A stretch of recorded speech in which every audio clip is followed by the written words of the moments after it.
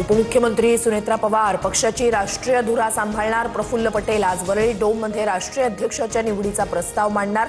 तर बारामती पोटनिवडणुकीतही सुनेत्रा पवार मैदानात.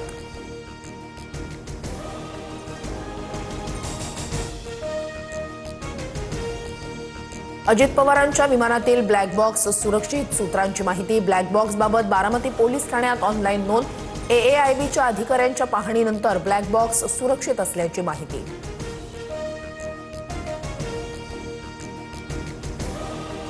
रोहित पवारांचा मरीन ड्राईव्ह पोलिसांसोबत वाद. VSR विरोधात गुन्हा दाखल करून घेण्यास पोलिसांचा नकार.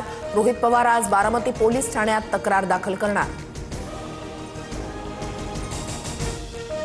रायगड जिल्हा परिषदेचा तिढा सुटेना. नंदनवनवरील बैठकीत कोणताही सकारात्मक तोडगा नाही. राष्ट्रवादी आणि भाजपच्या युतीची शक्यता. शिंदेंच्या भूमिकेकडे लक्ष.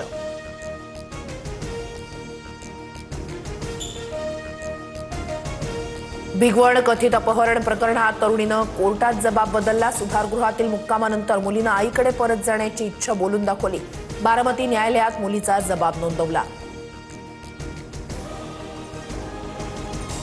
नागपूरमधील पेपरफुटी प्रकरणानंतर बोर्डाकडून परीक्षा पद्धतीत मोठा बदल. 10 मिनिटं आधी प्रश्नपत्रिका मिळणं बंद होणार. उत्तरपत्रिका जमा करण्याची वेळ 2:10 पर्यंत असणार. तर भरारी पथकांमध्येही वाढ.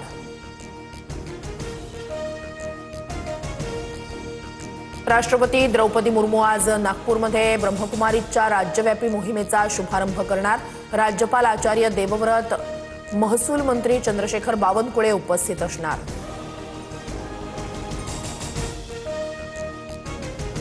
शासकीय कर्मचाऱ्यांच्या महागाई भत्त्यात 3% वाढ. अर्थ राज्यमंत्री आशिष जयस्वाल यांची विधान परिषदेत घोषणा. आता महागाई भत्ता 55% वरून 58% होणार. सोशल मीडियावर पंतप्रधान नरेंद्र मोदी यांची जादू. इंस्टाग्रामवर 10 कोटीहून अधिक फॉलोअर्स. सर्वाधिक फॉलोअर्स असलेले मोदी जगातील पहिले नेते. तर डोनाल्ड ट्रम्प दुसऱ्या क्रमांकावर.